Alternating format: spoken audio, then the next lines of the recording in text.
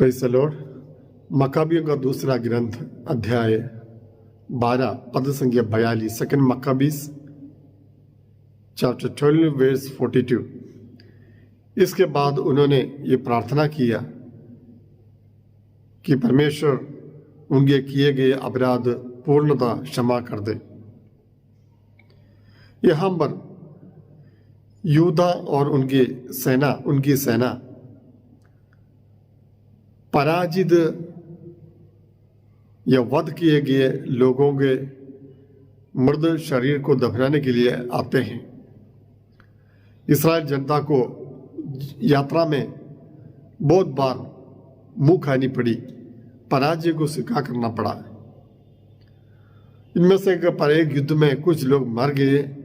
जब यूदा और उनके साथी इन मृतकों को उठाकर कब्र में इन लोगों को दफनाने लगे तो उन्होंने ऐसा पाया कि इनके शरीर में कोई ताबीज और अन्य वस्तुएं मिली हैं जो निषिद्ध। तब उन्हें यह समझ में आया कि इनकी मृत्यु इसके कारण हुई है। इन्हें परमेश्वर की आज्ञा का उल्लंघन किया जिसके कारण इनकी मृत्यु हो गई है। पाप करने के कारण इस युद्ध में ये लोग मारे गए हैं। तो उस समय वे लोग प्रार्थना करते हैं कि परमेश्वर इनकी सारे अपराध क्षमा कर दिए जाए, इन्हें पूर्ण रूप से क्षमा मिले, इनके गुनाहों को माफ कर दे। उन्होंने परमेश्वर के पास प्रार्थना की।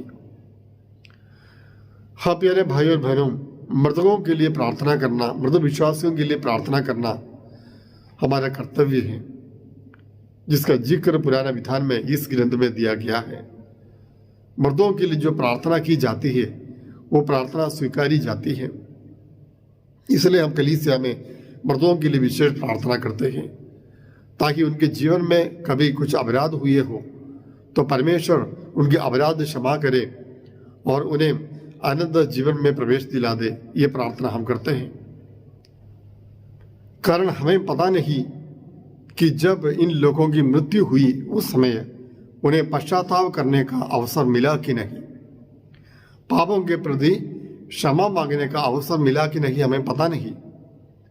इसलिए हर एक मृत विश्वासी के लिए, व्यक्ति के लिए हमें प्रार्थना करनी चाहिए। परमेश्वर दयालु है। अगर हम प्रार्थना करें तो हमारी प्रार्थना सुनकर शायद परमेश्वर उन पर दया दिखाएगा।